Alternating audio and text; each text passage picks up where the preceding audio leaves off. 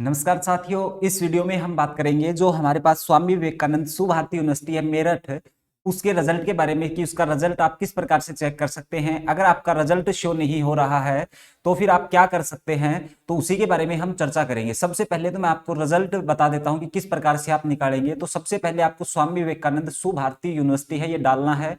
जैसे ही आप डालोगे यहाँ पर तो ये आपके पास आ जाएगा। यहाँ पे आपको क्लिक करना है। क्लिक करोगे तो आप देखो यहाँ पे बहुत सारी साइटें खुल के आएंगी, लेकिन इनकी जो मेन साइट है वो है सुभारती DDE। इसके ऊपर आपको क्लिक करना है। क्लिक करेंगे तो इस प्रकार का इंटरफेस आएगा। उसके बाद आप देखो यहाँ पे आपके पास दो ऑप्शन आ रहे हैं, एक तो लॉगिन का जहां पे आप अपना डाटा चेक कर सकते हैं, एक ये है रिजल्ट का। रिजल्ट में भी आपके पास दो ऑप्शन मिलेंगे, आपको कौन से पे अपना जो एनरोलमेंट नंबर है उसको डालना है।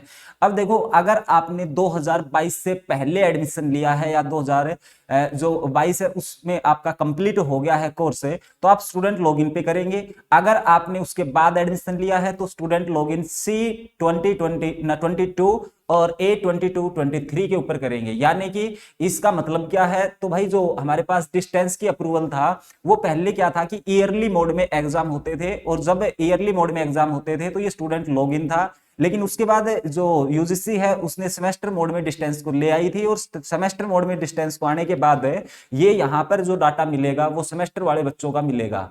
अब देखो यहाँ पे ये डाटा कब तक शो करेगा कि जब तक उनका जो रजिस्ट्रेशन का समय है, यानी कि 2025 तक आपको यहाँ पे ये दो ही ऑप्शन देखने को मिलेंगे, क्योंकि 6 साल का जो टाइम पीरियड है वो यहाँ पे होता है।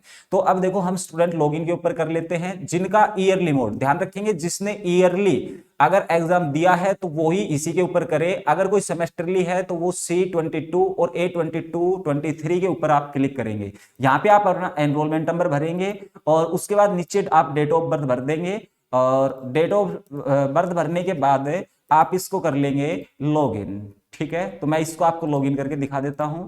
जैसे ही आप लॉगिन करेंगे तो यहाँ पे आपको कुछ इस प्रकार का जो है ये प्रोफाइल खुल के आएगा। अब देखो इसमें आप माई रिजल्ट पे जाएंगे। यहाँ पे देखो मार्च 2021 मेंस एग्जाम सेलेक्ट ईयर, तो ये आप अपनी जो क्या नाम है आपके पास एडमिट कार्ड होगा उसके ऊपर आप देख सकते हैं कि आपने किस एग्जाम के लिए किया है। तो यहाँ पे देखो दिसंबर हम कर देते हैं। यहाँ पे जो हम सेलेक्ट करते हैं वो दिसंबर 2021 मैंने सेलेक्ट किया, और उसके बाद जो ईयर है वो जो डाल रखा है वो ईयर आप यहाँ पे सिलेक्ट कर लेंगे और सर्च कर लेंगे।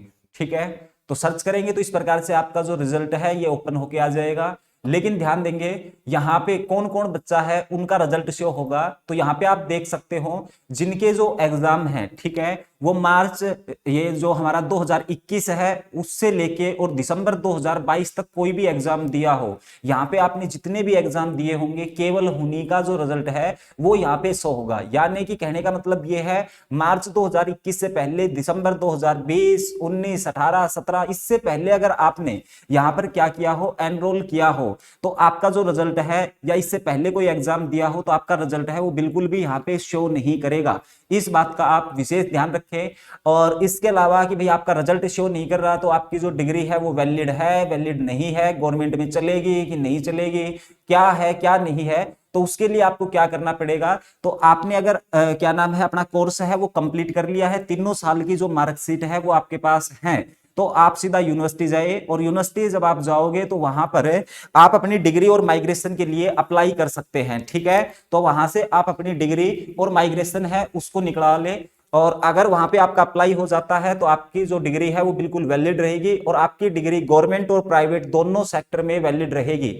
ठीक है, तो इसमें आपको बिल्कुल भी चिंतित होने की जरूरत नहीं है। आपने प्रॉपर तरीके से एडमिशन लिया है, प्रॉपर तरीके से एग्जाम दिए हैं, तो आपकी जो मार्कशीट है और जो आपने जो डिग्री है, जो भी डॉक्यूमेंट्स आपने इस यूनिवर्सिटी से प्राप्त किए हैं वो आपके बिल्कुल वैलिड होने वाले हैं। ठीक है, तो यही इंफॉर्मेशन थी जो आपके साथ शेयर करनी थी। अगर आपको इंफॉर्मेशन अच्छी लगी हो और आपका कोई भी सुभारती यूनिवर्सिटी से संबंधित किसी भी प्रकार का आपका डाउट है तो आप कमेंट बॉक्स में कर सकते हैं। ठीक है, धन्यवाद, जय हिंद।